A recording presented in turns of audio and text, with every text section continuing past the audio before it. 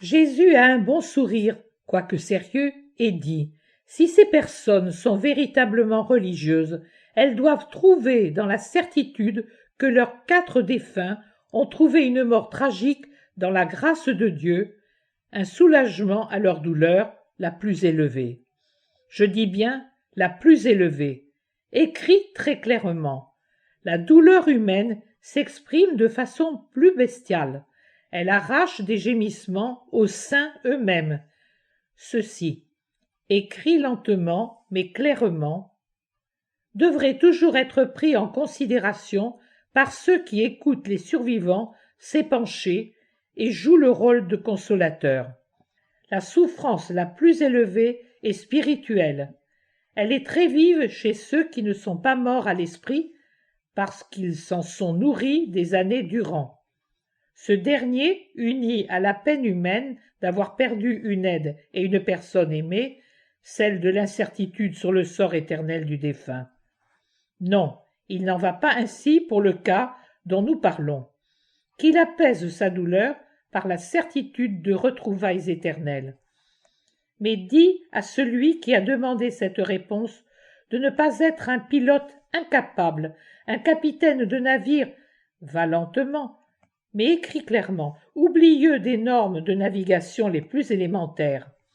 Une âme bouleversée par un choc tragique est comparable à un navire pris dans une violente tempête.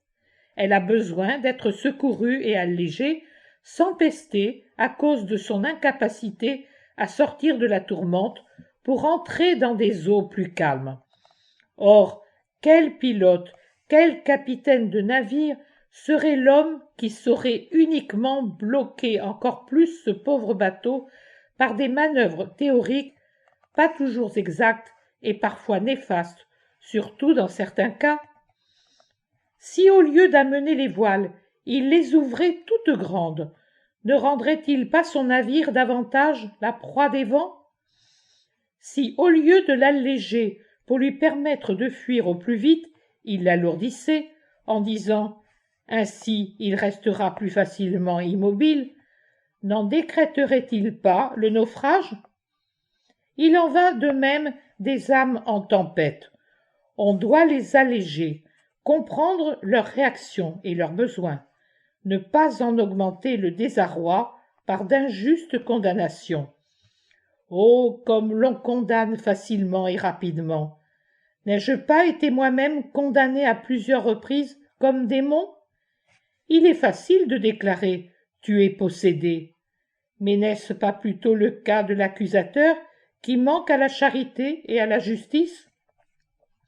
Prenez-moi comme exemple, une fois de plus, moi qui suis votre maître. Marthe et Marie, bouleversées par la douleur, reprochaient à Jésus de n'être pas venu aussi rapidement qu'elles le désiraient pour empêcher la mort de Lazare. Est-ce que, à mon tour, je leur en ai fait le reproche? Non, je les caresse et je les réconforte. Je sais comprendre les âmes bouleversées et compatir. Apprenez à en faire autant. Il est possible que celui qui t'envoie obtenir cette réponse veuille encore savoir comment soulager cette pauvre âme en tempête. Cela est bien facile. En demandant de souffrir pour adoucir sa souffrance et lui rendre paix et lumière. Se charger des fardeaux des autres, se placer en soi-même sur les croix des autres pour les décharger de leurs fardeaux et les descendre de leur croix. C'est ce que j'ai fait, agissez de même. Mais cela suffit maintenant. Prends du repos dans ma paix et calme la souffrance de Jésus, due à tant de fautes et de manquements des hommes, en chantant comme un oiseau, joyeux sous le soleil, la berceuse de ma mère.